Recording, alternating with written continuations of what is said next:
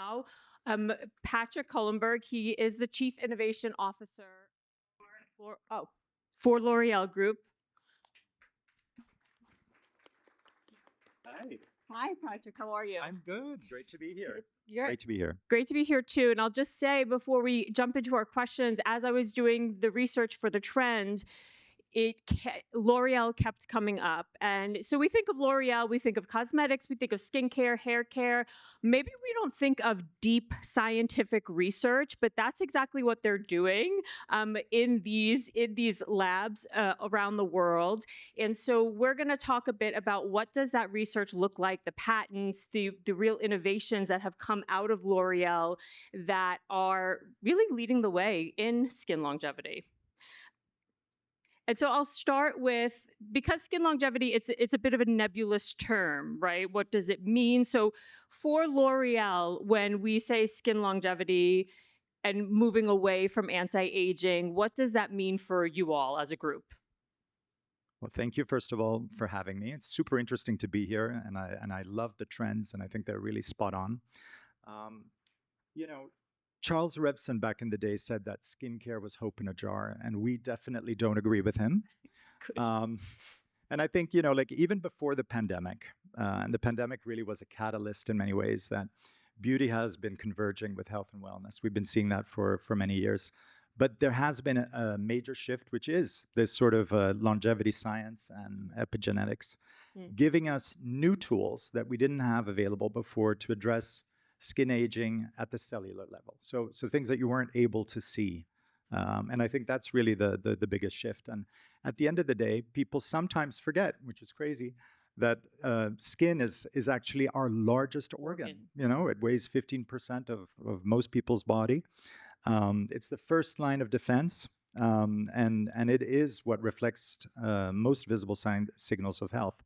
So skin, we have to remember, it has a key role in barrier function, in inflammation, in an immune response, and thermal regulation. So it is the mirror of what goes on inside.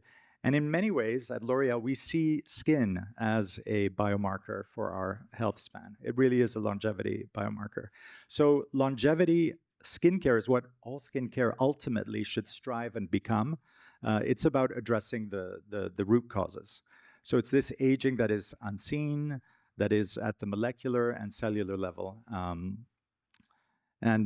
Finally, we heard before, it has a beauty is intrinsically human, right? So we have like at the psychological level, when we know from all the research that when consumers feel good about the way they look, they feel so much more confident in the way they interact with their family, with other people, and that's also a very key component of longevity. Excellent. Thank you for that. We talked a lot today already about different facets of our health. We talked about reproductive health. We talked about sleep health. So tell us more why skin specifically belongs in this longevity discussion. You touched on it a little bit there, but I want to go a little bit deeper on that. So I think, skin, what has made beauty credible when it comes to science is really these sort of major advances in biology. But that's also combined with AI, and it's combined with advanced diagnostics. And I think these are the three, let's say, major shifts that make beauty and skincare relevant in this conversation. So at L'Oreal, we really look at what we call skin cellular health span.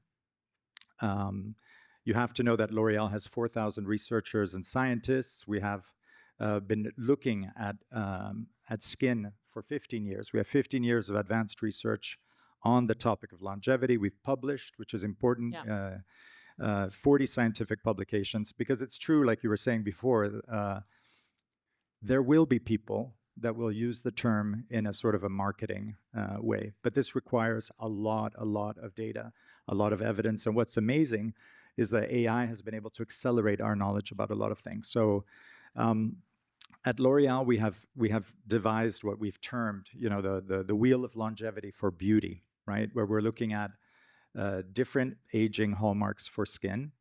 And they'll talk about and ultimately it was linked with what I was saying before. Skin as an organ, Yep. so it's cellular function, metabolic function, the communication, etc. And through AI capabilities, we've looked at this longevity AI cloud, where we've analyzed over 260 skin longevity biomarkers. So really sort of mapping how even small, slight tweaks to pathways can affect skin. So we've mapped this skin aging across these hundreds of biomarkers and the biological pathways, which enables us to see what ingredients to use, where to intervene, what energies can be coupled with different ingredients. So it has unlocked like a whole host of different things. And if I'll give one example, because we spoke in previous conversations here about advanced diagnostics, this will be the future as well of skincare. 2 years ago, we unveiled at CES something we call cell bioprint. It's very cool. It looks like a little CD player in a way, and it's kind of like a lab on a chip. And it uses proteomics and with a little Wait, it uses. proteomics. Could you tell us a little bit what that is? So like genomics, which is genes, proteomics is proteins, right? So it can assess the proteins in the skin, and it can actually unlock a whole host of information about how an individual's skin is going to age, what ingredients an individual could be reactive to. For example, is retinol something that would work for them? And so the ability here is to be able to give this incredibly tailored personal recommendation, and that's only going to get better. Yeah. I mean, today they say that a lot of the 90% of diagnostics are actually quite accurate, but there's only room for improvement. Yeah. I think that personalization down to the level where it looks like it's going is so fascinating to me. And really, if you think about from one person to another, my big concern may be fine lines and sagging, and your main concern is hyperpigmentation, right? It all happens so differently. So being able to take these deep diagnostics, and again, just as the people that I spoke to for the trend said, getting this hyper personalized care that is able to really zero in on what those mechanisms are, I think is fascinating. Yeah. Any other, I know we talked about like MitoPure, any other scientific advancements you want to share? Yes, it also is able to unlock new ingredients. Like we've been talking about some ingredients for a very long time. Like we mentioned retinol, but there are some new ones which are surfacing in skincare conversations, like PDRN, which is inspired from regenerative skincare in Korea. Originally from salmon sperm. It's now, you're able to get that from vegetal sources. But also ingredients that act on the mitochondria, on cellular energy. And L'Oreal, we've partnered with a company called Timeline. It's a Swiss biotech company, and they have an ingredient that has extensive research and clinical research called MitoPure. And I can never pronounce what the actual ingredient, but it's urolithin, I think, is the or urolithin. Urolithin, I say. Begins with a U. You could look up Timeline and you'll see what we're talking about. And that acts. I mean, you can buy their supplements, which I've been taking. So you've noticed any? You look fantastic. You're glowing. You are glowing. But very soon we'll see that can be put into topical skincare as well. Yeah. Okay, so speaking of topical skincare, that's where beauty has been very topical focused. So then we have companies like Timeline. So L'Oreal has a venture capital arm called Bold. Bold has invested in Timeline, which I think is fascinating, like really finding these companies early on. You're doing great work. We're going to partner. And so we talked a bit about ingestibles. What are some of the other ways when we talk about skin longevity? It's so much more than just like creams and serums. So what are some of the other ways that it will look like in the future? Absolutely. So, I mean, we believe that, skins and serums won't disappear. They'll be simpler, like you said. They'll be more personalized. They'll be more effective, but they are being augmented by other things. I mean, when you talk about consumers' beauty routines, they often talk even about their beauty stack, right? So it's it's taking the full gambit of wellness routines, and they're more personalized and they're more preventive. So this whole shift to longevity thinking really is about moving to this integrative approach. And when we were listening to some of the conversations earlier today, you know, there really is a skin, gut, brain axis. It's all linked. At the end of the day, you know, all of our organs are linked, and what we do, and you know, that's why wellness and this summit is so important. So when it comes to skincare, I mean, we really believe that the industry and the market is going to be going to a combination of diagnostics, of the right supplements, topicals with ingredients that are maybe activated by devices and energies, you know, red light, etc. So it's truly fascinating, and some people are already, you know, dabbling into that, and we have some launches coming up, you know, later in the year, which you'll see. But that's really the direction that we believe the skincare industry is moving to. Excellent. One of the people I spoke to for the trend, Janine, she is the founder of Muse and Heroin. She has a Paris atelier, a skin clinic, and she also has her own regenerative skincare line. And she talked about skin longevity. One of the reasons why she loved it was because it's age inclusive, going younger. So if you think of anti-aging, certain people are like, they're not checking for those types of products, but skin longevity, because of how great it is with its preventative care, everyone can benefit from looking into these products and taking advantage of them.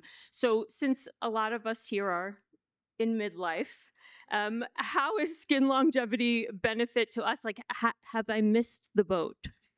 Absolutely not. And I thought you were looking at me. No. But you know, honestly, speaking for myself, I would say in midlife is really when skin longevity is it's most important. I mean, we all know that in this country alone, you know, by 2030, you know, 1 in 5 Americans is going to be over 65. Yeah. And it's never too late. And longevity is not about starting early, though you can, of course. It's starting wherever you are, you know, wherever you find yourself. And skin is an organ again. It's biologically active well into, you know, our 50s, 60s, 70s, and beyond. And any improvement that we can affect on barrier function, on comfort, on skin tone, etc., will have impact on life quality. So, you know, like at 50 or 60 or whatever, people don't want to look 30 years younger. They just really want to look like the very best version of themselves, like themselves on a really good day, right? Yeah. We all wish for that really good day. So, Yeah. yeah. And I think that's for those of us who never had like a huge problem with the term anti-aging, that was very much where we came from. Okay, I just want to look the very best I can for as long as I can. Let's look into the future. I always like to look like 5 years ahead, however many years ahead. What excites you most about skin longevity? I mean, I think it's an acceleration of some of the things I talked about. I think that we will all be talking about skin's biological age. You know, we're all, you know, somebody was saying before, like putting a number to something is intriguing to us, and having that be truthful. Yep. You know, so I think that's going to be a very common and understandable metric for skin health. McKinsey was saying that, you know, skin testing and biological skin testing is going to be growing at over plus 10% CAGR. We're going to have even better AI diagnostics. And then I think you spoke about it, and I'm very excited about that. It's that sort of extreme personalization on skincare that will be very individual, and AI will be able to unlock that. We just need to figure out how to do the manufacturing, you know, and to do that at scale, and to do that in a way. But you know, skincare, like a lot of wellness, is really firmly going into prevention in a way, and early intervention. Okay, amazing. Thank you so much for being here with us. This was My fantastic. pleasure. Thank you. Thank you.